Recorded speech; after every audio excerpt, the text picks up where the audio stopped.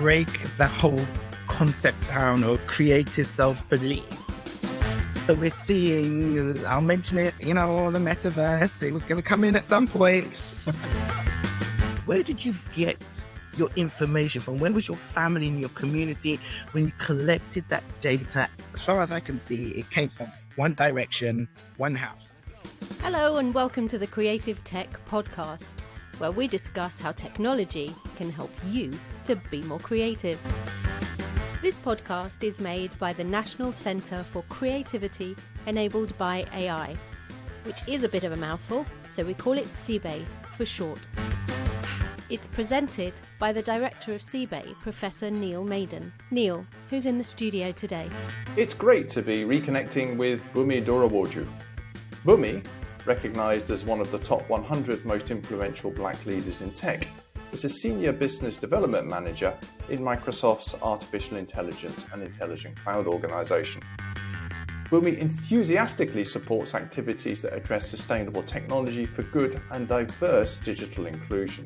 And in recognition of her thought leadership, Bunmi has recently been appointed co-chair of the Women at Microsoft UK board, where she leads and advocates for an employee community of over 1,000 women in the subsidiary.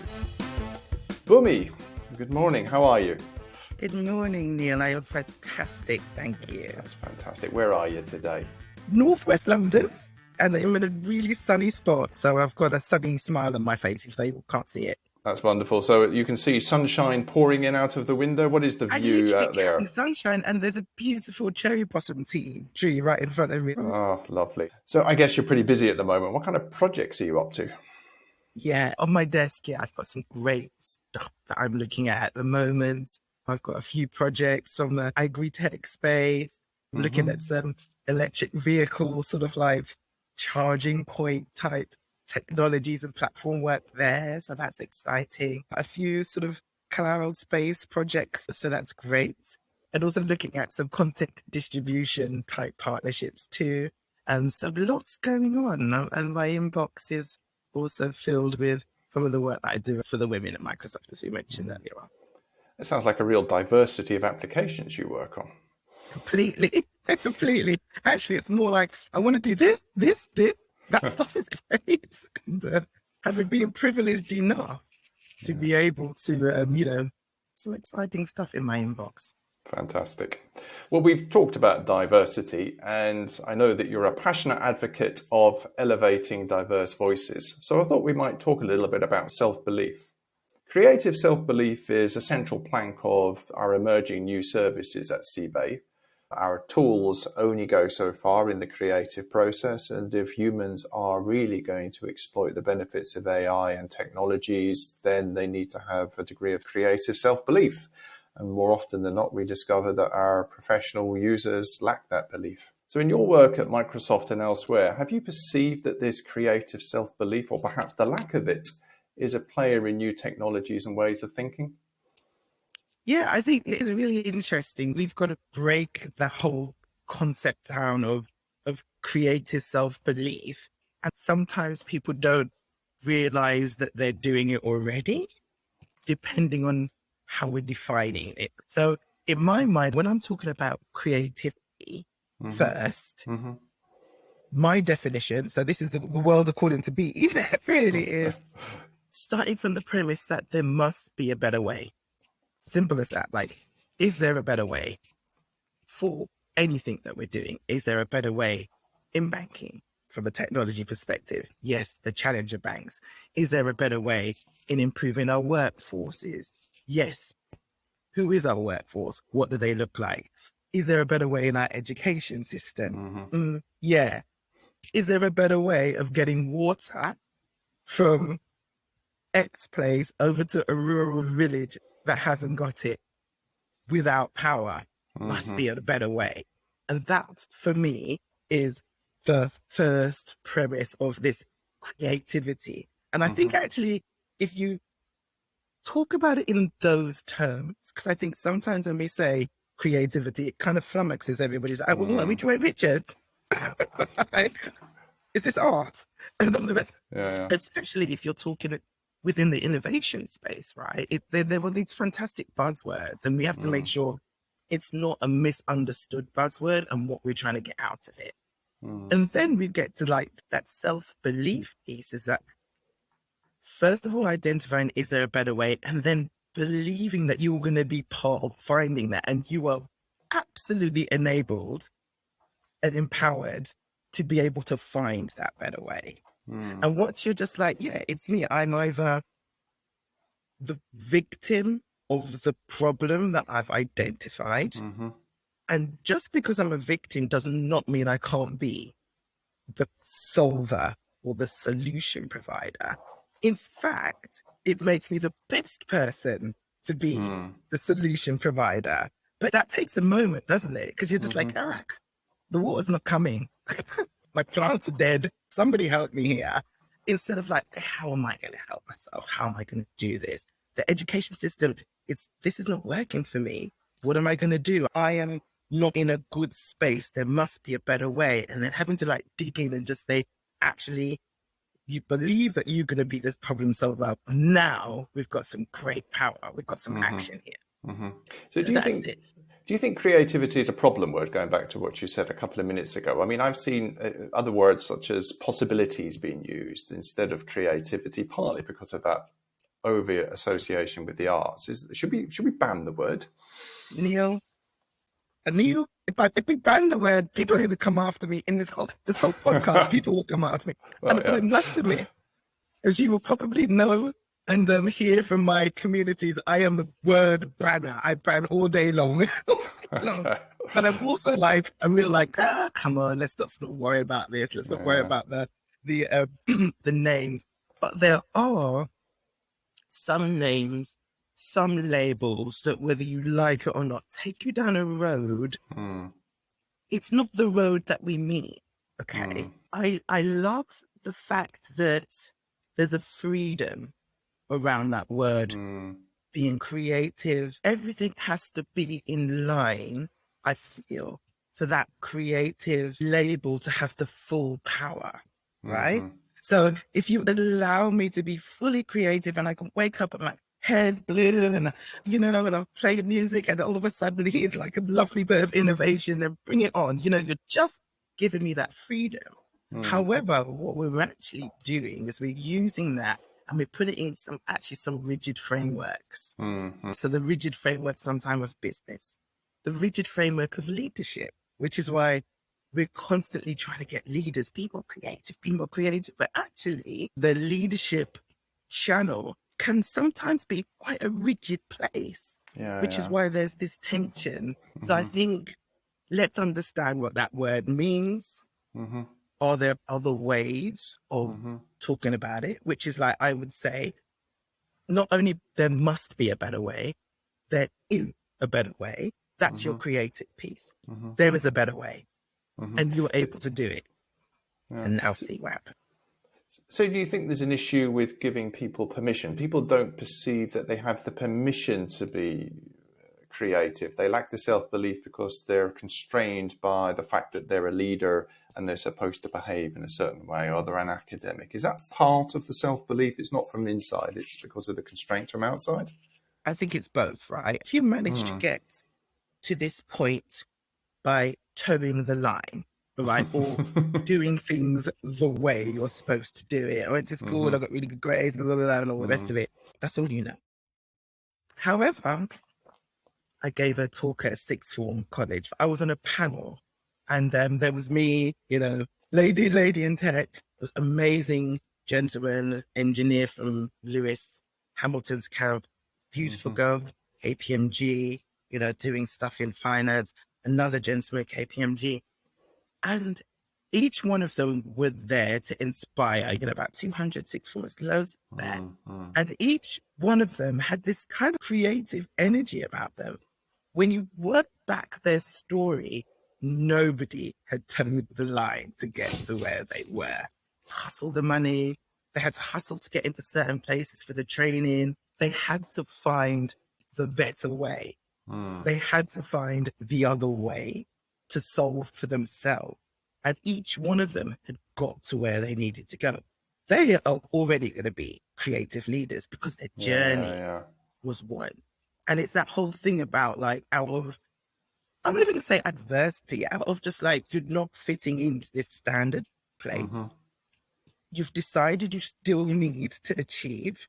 And then you're just like, man, I'm going to make this work somehow. Exactly. I don't know how, so I'm going to start solving. So if that starts, let's talk about education, like if that starts as early as possible, and we've seen that experimented in younger children, we've seen that experimented in ways that we are trying to teach our children now at school. It's not by rote anymore. It's just like, this is a problem, sort it out. You stripped it back then. Ultimately, you've come down to, you're arguing in part that the problem is with the education systems, that people are discouraged from, I hate the cliche, but out of the box thinking, doing things differently. It doesn't get recognized in the exam-based system, etc. So, and the kinds of people you were on the panel with last week are going to be the exceptions rather than the rules by definition. So is the solution to go right back to primary education again in the UK? At least let's talk about the UK for now. Yeah. I've got a daughter in primary education at the moment, and I see they're trying. And I think that the education piece needs to happen from the village, right? It's not only going to happen within this kind of like microcosm of, like the 28 to 30 number of children in a class and what have you. I see them trying, but everybody needs to be part of this. I also see and have to acknowledge that there's only so much of this kind of creativity that you can do within the constraints of a system. And I also, I suppose, don't want to talk about something I can't kind of fix tomorrow. Yeah, that's true. So how now, right now, can I make sure my 9-year-old is doing what she needs to do, plus have this creative moment? And I'll tell you another story. I've got several children, and I was talking to it's the 23 and the 21-year-old yesterday, and they were talking to me about the things I did with them and whether I should still be doing it with the 9-year-old, which is great. I've got fantastic perspective as a parent. And now they're like, yeah, mum, you messed up on that piece. Let's not do that this time around. And they're like, but they were actually praising me for once. And they were actually Congratulations. They said, mum, there's something that you did with us, which was ensure that we were able to operate in social environments and be socially adept. And I was like, really? And they said, yeah. And they literally said, through your insistence of us doing sport, through your insistence of us being part of and acknowledging and having responsibility for a large family, which we have. And they were saying that now they're at university and graduate from university, they've really seen a wealth of people that were just like not socially able to sort of problem solve even in a social environment because there weren't these other things that were being plugged in. Now, I deliberately plugged some of that stuff in because from a cultural perspective, I was like, when I take you to auntie, you better know how to operate in your auntie's house. When I take you to grandma, know how to operate in your grandma's house. I've got to teach you all of these ways. I was layering on the education, and it's a responsibility for everybody to do that. It feels like I've gone on a tangent, but No, it's fascinating. Don't worry. No, I think these are all enablers for people to have creative self-belief. So I think it's spot on. And that's exactly, like they now say that they move with a certain self-belief, even when sometimes that self-belief can be knocked and buffered, they've been in the university, but they're just, no. From what I've learned, I am able to process all of that myself and trust. I want to take you back also to something you said earlier. You used the word victim when talking about problems or things that need improving. I'm curious about the word victim and why these are the people. Is it because they have the motivation to solve it? Is it because they have the know-how, they have the experience? Why are they the people rather than bringing in some external problem solvers to fix the water problem in a particular part of the world? What's driving that? It's interesting. Before I use the word victim, I thought, do I want to use that word victim? Because I really don't like using that word. I think it's telling. It's interesting for the listeners. I'm glad you did.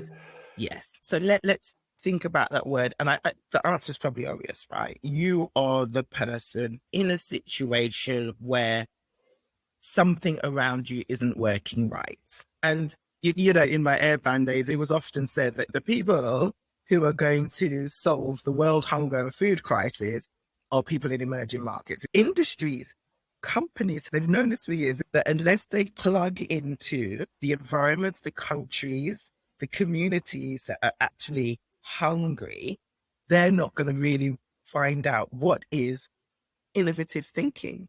They're not going to know, because the person who is innovating is the one who's got to wake up in the morning and work out how they're going to get that water, how are they going to get that shelter, how are they going to get all of that basic stuff. That's why we do have the corporations out in these markets, do these partnerships, because that's where you're going to find it. Imagine if again, we talk about the rural areas, but it's not, it's not just that. But let's say the people in the rural areas, if they were just like, do you know how powerful I am in working out that I need to have this irrigation system that is powered by solar? If I can somehow get somebody to help me or do it myself, I'm actually such a powerful human being. I'm not just a human being who's a victim. So let's go back to that language that I use. Sure. I'm actually a power broker. I'm like an innovator.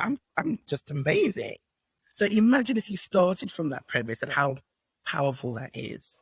I think we're seeing a ownership of the ability in such a powerful way, because you have to get it done. Yeah. And that is why we hear it's the women who are the entrepreneurs in certain places. Because you're sitting there looking at your kids. I'm going to feed them. How am I going to feed these children? I need to go. I need to get a microloan. I get a microloan, then I'm going to buy 5 bananas. I'm going to sell 5 bananas. I'm going to make a little bit of money. I'm going to go and buy food for the kids. Tomorrow, I'm going to go back and get another microloan. You've woke up being an entrepreneur already because we need to fix. It makes me wonder, because you've got this breadth of experience and knowledge, whether the need to create and innovate through the examples you've just given in emerging markets is greater, and therefore people have greater self-belief. I mean, this is a very general statement and I apologize for it, but is there something different compared to what we see in UK or Europe, or I love that question. I love that question. I'm laughing because I bought t-shirts about being Nigerian because we got a reputation in terms of being real drivers and entrepreneurs. There's this thing about every Nigerian has like 5 businesses. There's always something we're doing, which is really important, right? Because it's to your point, Neil. But no Nigerian literally is going to wake up and go, oh, should I start that business? Am I equipped to do it? Blah, blah, blah. No, we wake up. What we did, we're going to start a business. Who do we need to speak to? I love that. We don't have to question whether we are intelligent enough. We don't have to question, did we get the right education? Did we go into business school? Did we get that MBA before we started to sell something? My grandma, she used to buy plates wholesale and sell them in the market. I don't know where she got these plates from. She would sell them, and she'd buy and she'd sell, and she'd buy and she'd sell. She actually had more money, say, than most people because she was doing this business. She ended up lending money to people who also needed to buy and sell, buy and sell. Need I say that she became a little microbank and a money lender, and she helped finance the people around her. And it all came from her buying and selling, and then, letting people have some money, getting it back and what have you, buying and selling something else. And so there wasn't this like, oh, I'm not sure, should I do this? And so you're right. Maybe that self-belief was just there, Neil. Yeah, it could be. It's a cultural thing or it's a need thing. What I'm picking up from the discussion, I just made some notes around the themes enabling self-belief. It's around motivation. It's about upbringing, as you've talked about with your children. It's about being powerful and being prepared to be a power broker. It's about need, and it's about culture. And all of these are drivers in having that self-belief. And it gives us quite a large agenda to try and resolve the issue of self-belief that we observe in the future. If you imagine all of those things that you just listed there, what is your culture? What is your family? Even if it's in your tech family, where are you getting your inputs from? Right? So let's talk about AI. Where did you get your information from? Where was your family and your community when you collected that data and you built that algorithm and the model around that algorithm.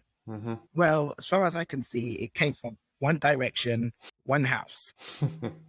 Yeah, no, that's true. You want to expand your product. What family do you want that product to go to? When you're sitting there and you're a leader, who's your family? Look around you.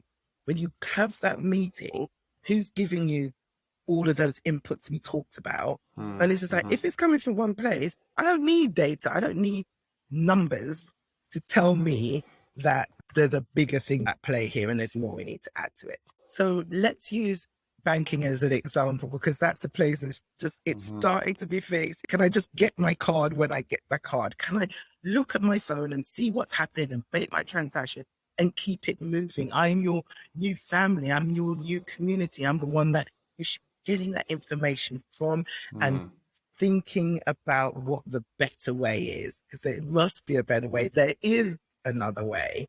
Bringing it back to all of these really interesting sort of tech enabling abilities. It's fascinating, but with that same list, Neil, that same list that we talked about from a rural perspective. Exactly. So let's talk about this theme of a better way, an outcome of creative thinking. In our centre, we are developing all kinds of new digital technologies to augment individual and group creative thinking.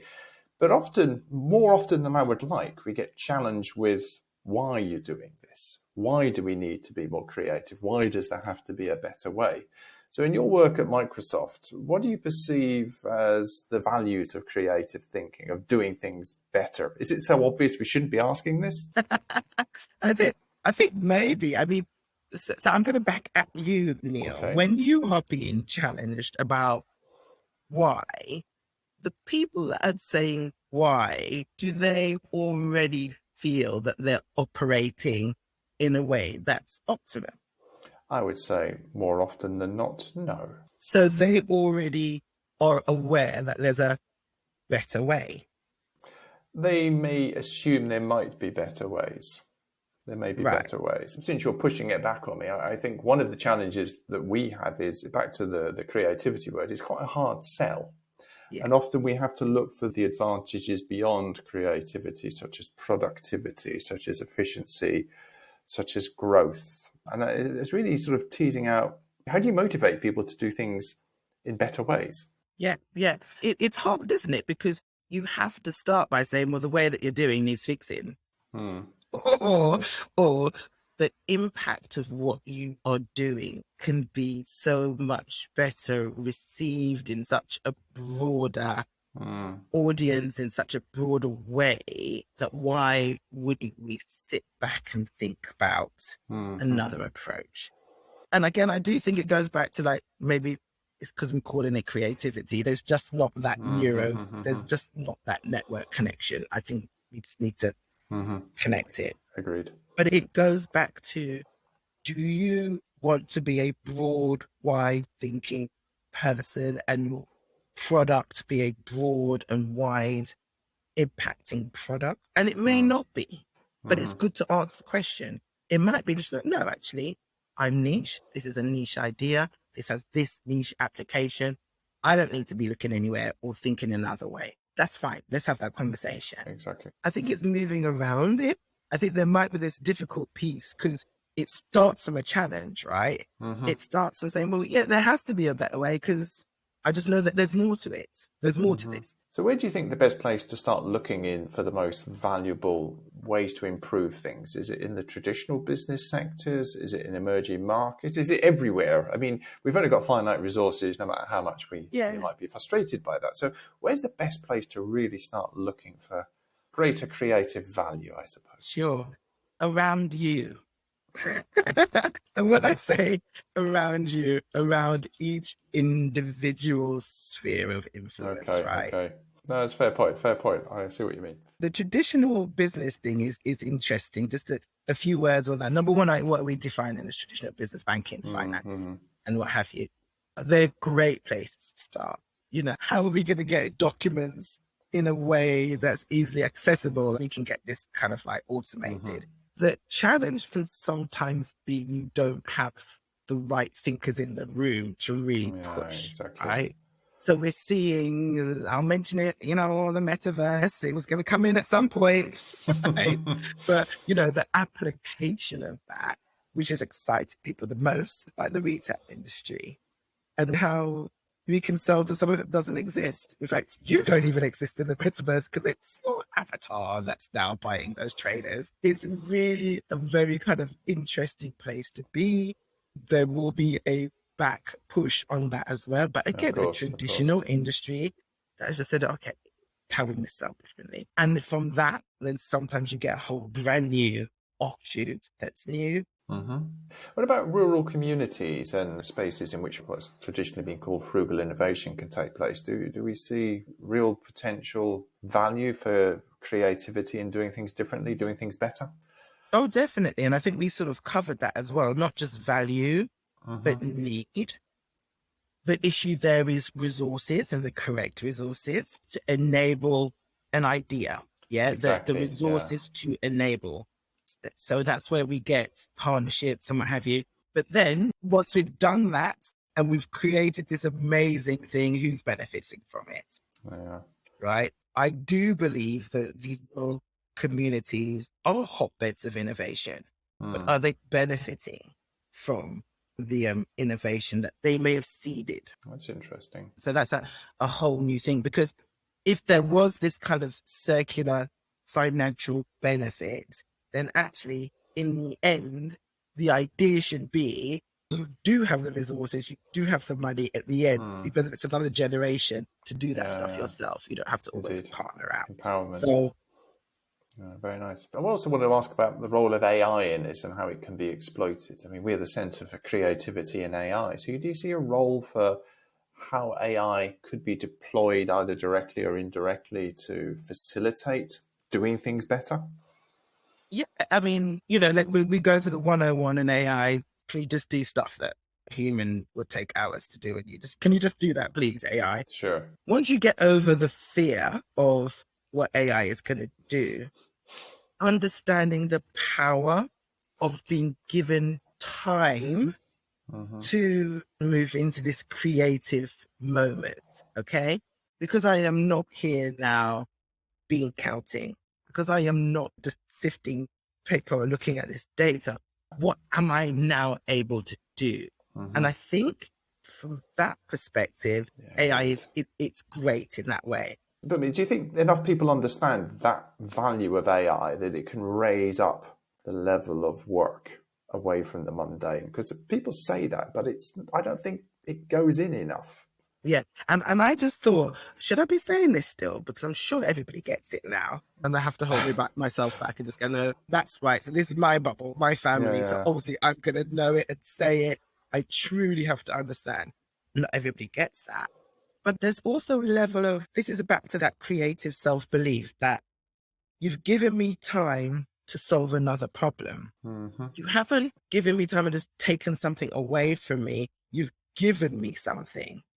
Whether it's time, you've probably even given me a resource in the cloud capability, the ability to use algorithms in a certain way, so I can move through my creative process really quickly.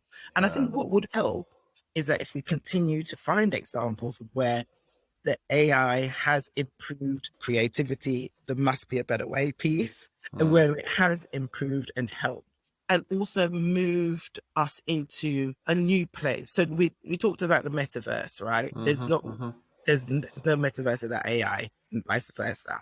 Yeah, that's true. If you're going to become a consumer of it, which you're going to be, look behind that and what that's all about. I love that theme of AI giving us more time and other kinds of resource in which to be creative. I don't think that theme is brought out enough. There's still this fear of automation, job losses around here. Very lazy journalism that you read sometimes around that. I also wanted to ask around a theme that we've been circling around, that of diversity of ideas, of views, of voices, of perspectives, of cultures. Where do you stand on more diverse voices and perspectives in the workplace as a possible enabler for creativity as well as other beneficial outcomes? Standard, yes. out there. We've got the data to prove it, the statistics to prove it. There's, word clouds to prove it as well. Where we should shine a bit of a light on is that why wouldn't you want to, and it goes back to your great list, I'm going to get there. Why wouldn't you want to make sure you've got as many data points and touch points before you're making certain decisions, before you're doing certain things? Like, why do you feel you are creating the best product, creating the best work environment, creating the best solution without ensuring that you've done your work and your market research? Let's just say that, the market research. So you cannot tell me that your great AI facial recognition thing is, woo, it's great, let's all go buy it and all the rest of it, when you've only got like half the population's data in your facial recognition. Don't talk to me about that, because if there was another solution and I probed you, if I probed you on your business plan, if I probed you on your project plan, and you didn't cover off certain data points, we would still be on the paper. If you apply that to everything, basic, standard business, innovation, product management, product development, education, solutions, and what have you, basic, everyday market research and what have you, it all points to a broad, diverse set of people and inputs and ideas coming into that. Exactly. So at the risk of playing devil's advocate, some people will say, well, we haven't got the resources, we haven't got the data to reach out to all these markets. So is there a need for us just to have more diverse data about diverse populations and needs? Is that something that we have failed in as a sector to provide to businesses so far, or is the problem somewhere else? Who are the we who's, who are the we who's failed to provide what? And I'm a great advocate in terms of, if you ask and you are showing enough of a need for something, you will get up and go out and you'll go and find it, right? So it goes both ways as well. This is like, have you really dug into it? I don't want to hear that, we've really tried to find new people in our work organizations and what have you. So, what did you do? Did you speak to the same employment agency that you've been speaking to for 5 years? Or did you do anything differently? Did you go one step into the universities this time? And when you went into the universities, which universities did you go to? And we talked about this need that you identify and then you find the solution. And the solution can be left field. Sometimes it's not right in front of you. And then in terms of resources, do people really sit back and crunch the numbers? It's going to be so much harder for us to go and get all of this information. What harder for you than you creating a product that not everybody's going to use and you have to only apply to half the population? So we need to be more creative about our processes, not just go to the same 5 universities. You need to get people thinking creatively almost every day about the way they go about their business, not just about the product or the outcome itself. Yes. And I've seen it, this whole hiring, retention type things are very much in that conversation, especially if I work from a women's gender perspective and underrepresented. So there's a fascinating conversation about, are we managing to hire as diverse as possible? Are you managing to retain as diverse as possible? Very recently, we've seen some big movements in just like, now you all get it. Okay, we've seen some big movements in terms of people finding someone who's absolutely fits in terms of, again, this diverse thinking, education and what have you, and grabbed and nurtured and brought in and put within a certain program or put within and financially compensated so that they stay. We've seen it now. No one's doing any favors for anybody at the moment. It's like, if you want this, you can go and get it, but you have to do it. You're going to do it differently. And I've seen some people not doing those programs and still twiddling their thumbs and looking out the window and just thinking, things are very hard. It should be obvious to people, but it's surprising how people just do the same thing again and again and again and hope you get a different outcome. And that's the easy piece, right? So that's the privilege piece. It's easy for you to just keep spinning, keep going to the same person, keep going to the same speaker, keep going to the same agency. keep going, and then saying that they're not delivering. And what have you. That's absolutely easy. And that's where you're just doing this as a tick box.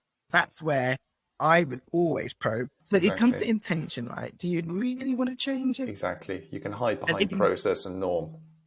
So you mentioned earlier the Women at Microsoft UK board. Has that got a role in changing the way in which we work in order to enhance diversity? Are there examples you might be able to share with us? I've been on the board for about 4 years. I started as a leader of the Underrepresented Group section, and I started looking after the community as a community lead. And it's what we call our ERG, so our Employee Resource Group. And it sits alongside the business. And we're just like, look after each other, do what you need to do as a community. So again, I keep referring to your lovely list, back to that piece, like that's your family. And we have 6 resource groups. So we've got a women's one, we've got a Glean one, we've got one that represents ethnic groups called Embraced. We have military, we've got families as well. Like that's your family, that's your community. Do you listen? Have we got challenges? Have we got celebrations? And you provide events and what have you, just really feed and nurture that. Most recently now I've become co-chair of it, which I'm really proud of. And from that perspective, everything we're talking about is totally applicable. From the perspective of, we know from the tech industry, we need more women in tech. We've known that for a long time. We need to retain our amazing women in tech. We need to let them thrive, and we need to let them grow, and we need to get them to every level from top to bottom, all the way to early in careers. And there's work to do everywhere there. Of course. And there's work to do from the business side. And we're fully and wonderfully supported by the business. But there's also work to do in hearing, moving around the community.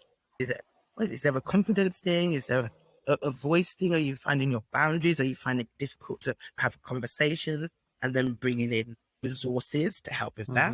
Is it a case you need some motivation? You need some inspiration? And we go and find somebody to come and speak to us that will really like pick us up? Is it a case of like creating programs that may seem indirectly applicable, but we know that it's helping you? So I mentioned to you earlier on, that one thing we're doing at the moment is getting some self-defense 3-hour sessions. And that was, again, I was thinking creatively. We had some conversations about some of the gender-based violence that had been going on. It was very triggering for the community. We had listening sessions. Then we had some understand your boundaries situations. That was great.